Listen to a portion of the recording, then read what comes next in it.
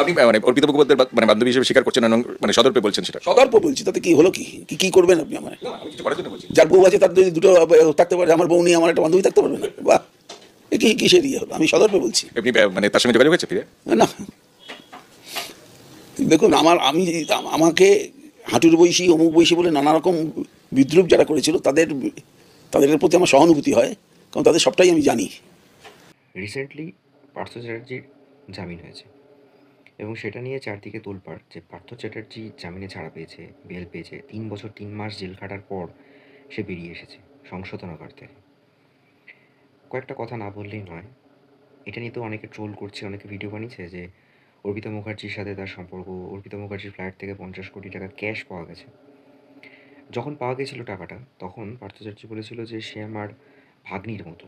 এটাও বলেছিল যে তার থেকে পাওয়া গেছে, সেটা যে আমার থেকেই যাওয়া টাকা তার তো কোনো প্রমাণ নেই, তাহলে আমাকে কেন জড়ানো হচ্ছে?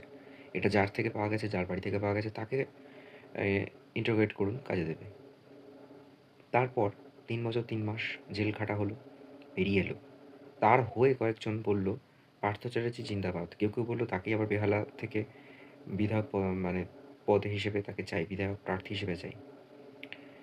একটা সরকারের সময়সীমা থাকে 5 বছর, তার মধ্যে 3 বছর 3 মাস একটা বিধায়ক জেলেই কাটলো।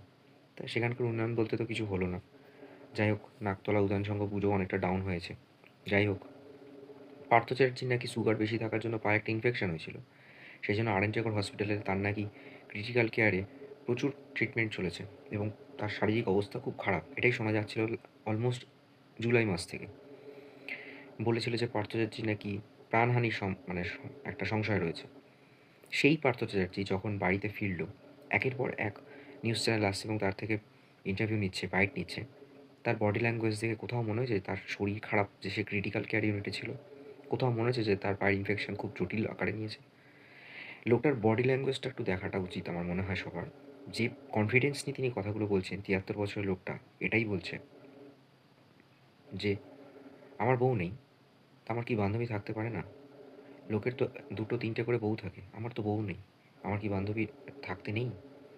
কতটা কনফিডেন্টের সাথে বলছে, আমি সদর্পে বলছি আমার বান্ধবী আছে। তাহলে এই জিনিসটা যখন টাকাটা পাওয়া গেছিলো, তখন তো একবারও বলেনি যে টাকাটা আমারই টাকা, আমার বান্ধবী ফ্ল্যাটে রয়েছে। তখন ভাগ্নি বলেছিল।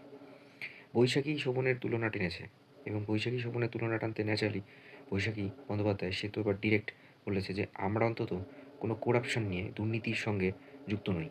আপনি দুর্নীতির সঙ্গে যুক্ত এমন কেসটা চলছে, আপনি জামিনে ছাড়া পেয়েছেন, এটা তো ফ্যাক্ট। বৈশাখী